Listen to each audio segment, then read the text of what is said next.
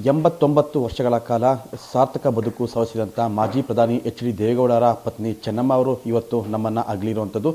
ಹಾಗಾಗಿ ಇವತ್ತು ದೇವೇಗೌಡರ ಇಡೀ ಕುಟುಂಬ ಶೋಕ ಸಾಗರದಲ್ಲಿರುವಂಥದ್ದು. ಆದರೆ ದೇವೇಗೌಡರ ಕುಟುಂಬಕ್ಕೆ ಹಿರಿ ಮಗ ಅಂತಲೇ ಕಸ್ಕೊಳ್ತಿದ್ದಂಥ ಮಾನಸ ಪುತ್ರ ಎಂಬಂತೆಲ್ಲ ಅವರ ಕುಟುಂಬದಿಂದ ಹತ್ತಿರ ಒಡನಾಡಿ ಅವರ ಕುಟುಂಬದ ಪ್ರತಿಯೊಂದು ಆಗು ಹೋಗುಗಳಲ್ಲೂ ಕೂಡ ಒಂದು ಪ್ರಮುಖ ಪಾತ್ರ ವಹಿಸಿದಂಥ ಮಾಜಿ ಶಾಸಕ YSP ದತ್ತ ಅವರು ನಮ್ಮ ಜೊತೆ ಇದ್ದಾರೆ. ಅವರನ್ನು ಸಹ ಮಾತಾಡ್ಸೋಣ. ಸರ್ ನಮಸ್ತೆ. ಸರ್, ಈಗ ಇವತ್ತು ಎಚ್.ಡಿ. ದೇವೇಗೌಡವರ ಪತ್ನಿ ಸಾವನ್ನಪ್ಪಿ ಅಂದರೆ ನಿಧನರಾಗಿರುವಂಥದ್ದು. ನೀವು ಕಳೆದ ಸುಮಾರು 40-50 ವರ್ಷಗಳಿಂದ ಅವ್ರ ಕುಟುಂಬದಲ್ಲಿ ಒಬ್ಬ ಮಗನಂತೆಯೇ ಇರುವಂಥದ್ದು, ಮಾನಸ ಪುತ್ರ ಅಂತಲೂ ಕೂಡ ನಿಮ್ಮನ್ನು ಕರೆಯುವಂಥದ್ದು. ಇವತ್ತು ಈ ಕ್ಷಣಕ್ಕೆ ಚೆನ್ನಮ್ಮ ಅವರು ನಿಧನ ಆಗಿರುವಂಥದ್ದು. ನೀವು ಯಾವ ರೀತಿ ಅವರನ್ನು ನೆನಪು ಮಾಡ್ಕೊಳ್ತೀರಾ ಸರ್? ನನಗೆ ಅನಾಥ ಪ್ರಜ್ಞೆ ಕಾಡ್ತಾ ಇದೆ. ನಮ್ಮ ತಾಯಿನ ಕಳ್ಕೊಂಡ್ರೆ ನನಗೆ ಎಷ್ಟು ದುಃಖ ಆಗಿತ್ತೋ ಅಷ್ಟೇ ದುಃಖದಲ್ಲಿ ನಾನಿದ್ದೀನಿ. ಏಕೆಂದರೆ ನಮ್ಮ ತಾಯಿ ಜೊತೆಯಲ್ಲಿ ನಾನು ಯಾವ ಥರ ಸಂಬಂಧ ಇಟ್ಕೊಂಡಿದ್ನೋ ಅಷ್ಟೇ ಮಾತೃ ಸಂಬಂಧ ನನಗೂ ಮತ್ತು ಚೆನ್ನಮ್ಮನವ್ರಿಗೂ ಇತ್ತು. ಕಾರಣ, ದೇವೇಗೌಡರಿಗೂ ನನಗೂ 50 ವರ್ಷದ ಒಡನಾಟ. ನಾನು 20 ವರ್ಷದ ಹುಡುಗಾಗಿದ್ದಾಗ ದೇವೇಗೌಡರಿಗೆ ಇವತ್ತೆಷ್ಟು ಆತ್ಮೀಯನೋ ಅಷ್ಟೇ ಆತ್ಮೀಯನಾಗಿ ಸೇರಿಕೊಂಡವನು. ಹಾಗಾಗಿ ರಾಜಕಾರಣ, ಪಕ್ಷ ಇವೆಲ್ಲ ಪಕ್ಕಕ್ಕಿಟ್ಟು ನಮ್ಮ ಇಬ್ಬರ ಸಂಬಂಧ. ಅದ್ರ ಜೊತೆಗೇ ದಿನ ಬೆಳಗ್ಗೆ ಸಂಜೆ ಆದರೆ ಗೌಡ್ರನ ಜೊತೆ ಥರನೇ ಚೆನ್ನಮ್ಮನವ್ರನ್ನೂ ಭೇಟಿ ಆಗ್ತಿದ್ದೆ. ಅವ್ರ ಜೊತೆ ಎಲ್ಲ ರೀತಿಯಲ್ಲೂ ಕಷ್ಟ ಸುಖ ಹಂಚ್ಕೋತಾ ಇದ್ದೆ. ನಮ್ಮ ಮನೆ ಕಷ್ಟ ಸುಖನೂ ಅವ್ರ ಜೊತೆ ಹೇಳ್ಕೋತಾ ಇದ್ದೆ. ಅವರು ಧೈರ್ಯ ತುಂಬ್ತಾಯಿದ್ರು. ನನ್ನ ಹೆಂಡತಿ ಕ್ಯಾನ್ಸರಿಂದ ಸತ್ತಾಗ ಅವರು ತುಂಬ ನೊಂದ್ಕೊಂಡ್ರು. ಕೊನೆಗೆ ಅವರು ಎಷ್ಟು ನನ್ನ ಬಗ್ಗೆ ಅಂದರೆ ನನ್ನ ಮನೆ ಹುಡುಗ ಇವನು ಥರ ಎಂಥ ಪ್ರೀತಿ ಇಟ್ಕೊಂಡಿದ್ರು ಅಂದರೆ, ನನ್ನ ಮಗಳು ಮದುವೆ ಮಾಡಿದಾಗ ಮಗಳು ಅಳಿಯನ್ನ ಮದುವೆಗೆ ಬರೋಕ್ಕೆ ಅವ್ರಿಗೆ ಆಗಲಿಲ್ಲ.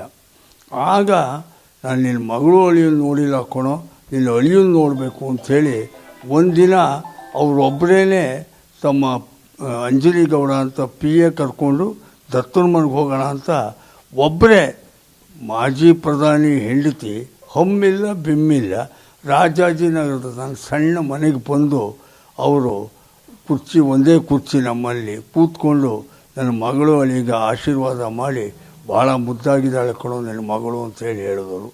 ನನ್ನ ಮಗಳು ಗರ್ಭಿಣಿ ಅಂತ ಕೇಳಿದಾಗ ಭಾಳ ಸಂತೋಷಪಟ್ಟವರು ಅವರು. ನನ್ನ ಮನೆಯ ಸಂಭ್ರಮದಲ್ಲೂ ಭಾಗವಹಿಸ್ತಾಯಿದ್ರು, ದುಃಖದ ಕಾರ್ಯಗಳಲ್ಲೂ ಭಾಗವಹಿಸಿ ಧೈರ್ಯ ತುಂಬ್ತಾಯಿದ್ರು. ನಾನು 50 ವರ್ಷದಲ್ಲಿ ಅವ್ರ ಕೈನಲ್ಲಿ 100 ಬಾರಿ ಊಟ ಮಾಡಿದ್ದೀನಿ. ತುತ್ತು ಅನ್ನ ಹಾಕಿದ್ದಾರೆ, ತುತ್ತು ತಿನ್ನಿಸಿದ್ದಾರೆ. ಅಷ್ಟು ನನಗೆ ಮಾತೃಪ್ರೇಮ.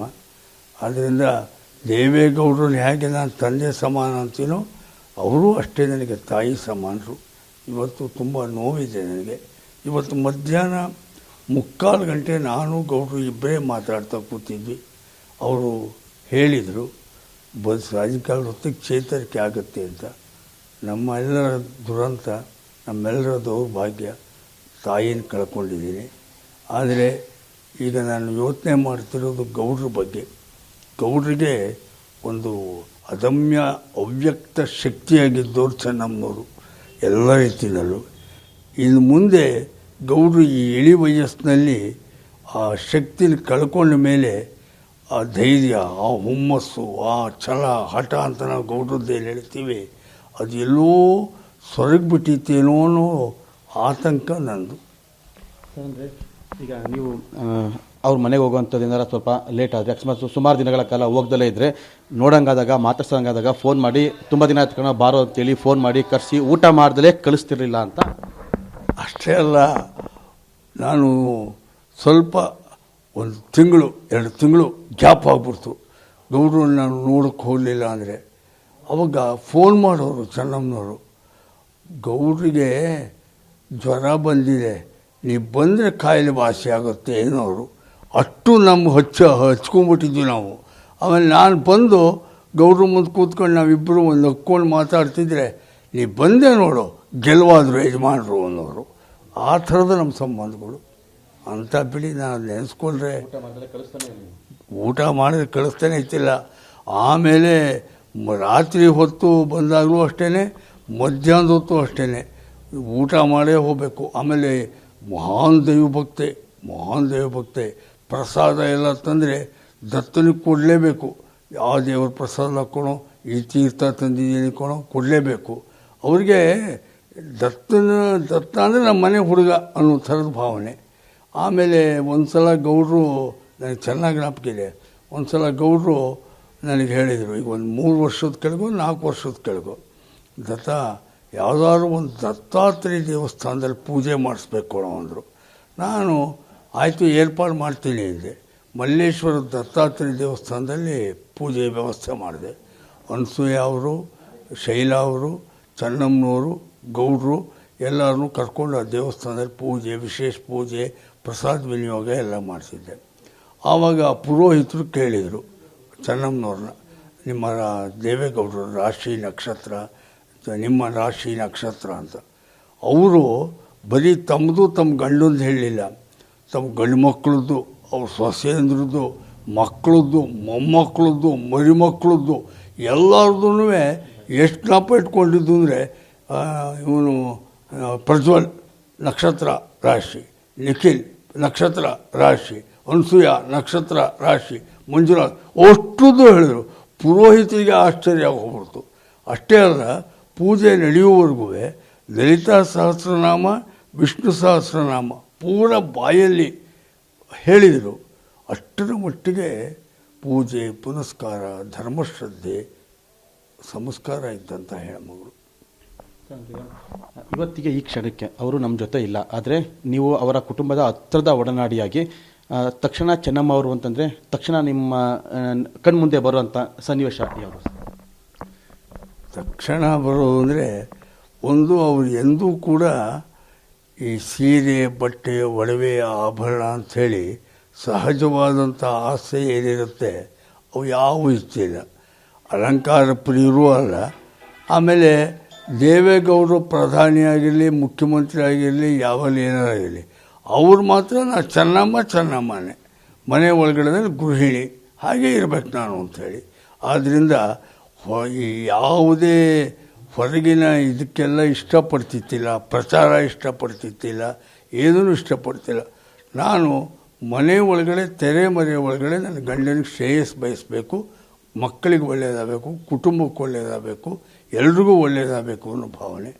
ಮತ್ತು ತಾಯಿಯ ಒಂದು ಮಾತೃ ಹೃದಯ ಅಂತೀವಲ್ಲ, ಅದನ್ನು ಅವ್ರು ಬಂದು ಕಾರ್ಯಕರ್ತ ಇರಲಿ, ಪಕ್ಷದ ಕಾರ್ಯಕರ್ತ ಇರಲಿ, ತಮ್ಮ ಹಳ್ಳಿ ಹುಡುಗ ಇರಲಿ, ರೈತ ಇರಲಿ, ಯಾರು ಬಂದರೂ ಆ ಪ್ರೀತಿ ತೋರ್ತಾಯಿದ್ರು. ಆ ಗುಣ ಬಹುಶಃ ಭಾಳ ಅಪರೂಪದ ಗುಣ ನಾವು ಕಂಡ ಹಾಗೆ. ಆಮೇಲೆ ಇನ್ನೊಂದೇನು ಅಂದರೆ, ನಾನು ಹೇಳಿದ್ದಲ್ಲ, ಅವರು ಹಳ್ಳಿನ ತುಂಬ ಇಷ್ಟಪಡೋರು. ಶಿವರಾತ್ರಿ ಅಂದರೆ ಅವ್ರಿಗೆ ತುಂಬ ಭಕ್ತಿಯ ಶ್ರದ್ಧಾ ದಿನ ಅದು. ಅವ್ರ ದೇವರು ಈಶ್ವರ ಮನ್ದೇವರು. ಹಾಗಾಗಿ ಹರದನಹಳ್ಳಿಗೆ ಬಂದು ಈಶ್ವರ ದೇವಸ್ಥಾನದಲ್ಲಿ ಉಪವಾಸ ಇದ್ದು, ದೇವೇಗೌಡರಿಗೂ ಕಟ್ಪಾಡು ಉಪವಾಸ ಇರಬೇಕು ನೀವು ಅಂಥೇಳಿ. ಹಾಗಾಗಿ ಆ ಶ್ರದ್ಧಾ ಭಕ್ತಿ, ಆ ಶಿವರಾತ್ರಿ ದಿನವೇ ಆ್ಯಸಿಡ್ ಹಾಕ್ಕೊಂಡು ಆ ಪ್ರಕರಣ ಆಗಿದ್ದು ಒಂಥರ ಎಂಥ ವೈರುಧ್ಯ ಅನ್ನಿಸ್ಬಿಡುತ್ತೆ. ಆಮೇಲೆ ದೀಪಾವಳಿ ಹಬ್ಬ ಬಂತು ಅಂದರೆ ಗೌಡರು ಹೆಂಡತಿ ಜೊತೆಗೆ ಉಪವಾಸ ಇರಲೇಬೇಕು. ಅದು ಮಠ ಮಧ್ಯಾಹ್ನ ಮನೆಗೆ ಹಸು ಕರೆಸಿ, ದೇವೇಗೌಡರು ಯಾರ್ದೋ ಸಿದ್ದರಾಮಯ್ಯನ ಜೊತೆ ಮಾತಾಡ್ತಿದ್ದಾರೋ, ಇನ್ಯಾವ್ರ ಜೊತೆನೋ ಮಾತಾಡ್ತಿದ್ರು, ಇವ್ರು ಹಸು ಬಂದಿದೆ ಬನ್ನಿ ಅಂತ ಕರೆದು ಪೂಜೆ ಮಾಡಿ, ಗಂಡ ಹೆಂಡತಿ ಪೂಜೆ ಮಾಡಿದ ಮೇಲೆ ನಿಮ್ಮ ಕೆಲಸಕ್ಕೆ ಹೋಗಿ ಅನ್ನೋರು. ಅಷ್ಟರ ಮಟ್ಟಿಗೆ ಒಂದು ಇದ್ರೊಳಗೆ ದೇವೇಗೌಡರನ್ನ ಯಾರೋ ಕಟ್ಟಿ ಹಾಕೋಕ್ಕಾಗಲ್ಲ. ಆದರೆ ಈ ಥರದ್ರೊಳಗೆಲ್ಲ ಗೌಡ್ರನ್ನ ಕಟ್ಟಿ ಹಾಕಿದವ್ರು ಚೆನ್ನಮ್ಮನವರೇ. ಕೊನೆಯದಾಗಿ, ಈಗ ಮಾಜಿ ಪ್ರಧಾನಿ ಪತ್ನಿ ಆದರೂ ಕೂಡ, ಈಗ ಮುಖ್ಯಮಂತ್ರಿಯವರ ಮಗ ತಾಯಿ ಆದರೂ ಕೂಡ, ಮಾಜಿ ಪ್ರಧಾನಿಯವರ ಪತ್ನಿ ಆದರೂ ಕೂಡ ಯಾವತ್ತೂ ಕೂಡ ಅವರು ರಾಜಕೀಯದಿಂದ ಹತ್ರಕ್ಕೆ ಬರಲಿಲ್ಲ, ರಾಜಕೀಯದಿಂದ ಮುಕ್ತವಾಗಿದ್ದಂಥವ್ರು. ಅವರು ಮದುವೆ ಆದ ದಿನದಿಂದ ಇವತ್ತಿನ ದಿನದವರೆಗೂ ಕೂಡ ಹಳ್ಳಿ ಸೊಗಡಿನ ಹೆಣ್ಮಗಳಾಗೆ ಇದ್ದಂಥದ್ದು ಸರ್. ಅದನ್ನು ನೆನಪು ಮಾಡ್ಕೊಳ್ಳೋದ? ನಾನು ಹೇಳಿದ್ನಲ್ಲ, ಅವರು ಏನೇ ಆದರೂ ಕೂಡ ಹಳ್ಳಿಯ ಬದುಕು, ಹಳ್ಳಿಯ ಜೀವನ, ಹಳ್ಳಿಯ ಸೊಗಡು ಅದೇ ನನಗೆ ಮುಖ್ಯ ಅಂತ ಭಾವಿಸ್ತವರು. ಉದಾಹರಣೆಗೆ ನಾನು ಬೇರೆ ಕೇಳಿದಾಗ ಹೇಳಿದೆ, ಫಸ್ಟ್ ಟೈಮ್ ದೇವೇಗೌಡರು ಮಂತ್ರಿಯಾಗಿದ್ದೆ 1983ರಲ್ಲಿ. ಒಂದು ಸರ್ಕಾರಿ ಬಂಗಲೆ ಅಂತ ಗೌಡರು ಪಡ್ಕೊಂಡಿದ್ದೆ 1983ರಲ್ಲಿ. ರಾಮಕೃಷ್ಣ ಹೆಗಡೆ ಚೀಫ್ ಮಿನಿಸ್ಟ್ರು, ದೇವೇಗೌಡರು PWD ಮತ್ತು irrigation minister. Number 3 crescent road Gururaja Kalyana Mantapa ಇದೆಯಲ್ಲ, ಅದರ ಎದುರುಗಡೆ ದೇವೇಗೌಡರಿಗೆ ಕ್ವಾರ್ಟರ್ಸ್ ಅಲಾಟ್ ಆಯಿತು. ಆ ಕ್ವಾರ್ಟರ್ಸ್ಗೆ ಫಸ್ಟ್ ಟೈಮ್ ಚೆನ್ನಮ್ಮನವರು ಹರದನಹಳ್ಳಿ, ಹಳೇಕೋಟೆ, ಹೊಳೆ ನರಸೀಪುರ ಅಂತಲೇ ಓಡಾಡ್ಕೊಂಡಿದ್ದವ್ರು ಬೆಂಗಳೂರಿಗೆ ಅಂತ ಬಂದಿದ್ದು ಆವಾಗಲೇ. ಅದಕ್ಕೆ ಮುಂಚೆ ಅವರು ವಾಸ ಬೆಂಗಳೂರಲ್ಲಿದ್ದರು, ಬಾಡಿಗೆ ಮನೆಗಳಲ್ಲಿ. ಸರ್ಕಾರಿ ಬಂಗ್ಲೆ ಅಂತ ಬಂದಿದ್ದು ಆವಾಗಲೇ. ಅಲ್ಲಿ ಅವರು ಹಿಂದ್ಗಡೆಯಲ್ಲಿ ಸರ್ಕಾರಿ ಬಂಗ್ಲೆ ಹಿಂದ್ಗಡೆ ಹಸುನ ಸಾಕಿ ಗಂಜಲ ತೆಗೆದು ಸಗಣಿ ಬಾಚಿ ಹಾಲು ಕರೆದು, ಅಂದರೆ ಆ ಹಳ್ಳಿಯ ಪರಿಸರನ ಬಿಟ್ಕೊಡೋ ಮನಸ್ಥಿತಿ ಅವ್ರಿಗೆ ಎಂದೂ ಇತ್ತಿಲ್ಲ. ನಾನು ಹಳ್ಳಿಯೊಳಗೆ ಇರಬೇಕು, ಹಳ್ಳಿ ಥರವೇ ಜೀವನ ಮಾಡಬೇಕು ಅನ್ನೋ ಥರ ಸ್ವಭಾವದ ಹೆಣ್ಮಗಳು ಅನ್ನೋಕ್ಕೆ ನಾನು ಉದಾಹರಣೆ ಕೊಟ್ಟೆ. ಅವರ ಉಡುಗೆ ತೊಡುಗೆ ಎಲ್ಲವೂ ಕೂಡ ಅಪ್ಪಟ ಹಳ್ಳಿಯ ಗ್ರಾಮೀಣ ಹೆಣ್ಣಿನ ಸಾತ್ವಿಕತೆ, ಸಂಸ್ಕೃತಿ, ಅಮಾಯಕತೆ, ಮುಗ್ಧತೆ. ಇದು ಕಡೂರಿನ ಮಾಜಿ ಶಾಸಕ YSV ದತ್ತ ಅವರ ಮಾತಾಗಿರುವಂಥದ್ದು. ಕ್ಯಾಮರಾಮನ್ ಪುನೀತ್ ಜೊತೆ ನಾರಾಯಣಗೌಡ, ಪಬ್ಲಿಕ್ ಟಿವಿ, ಚಿಕ್ಕಮಗಳೂರು.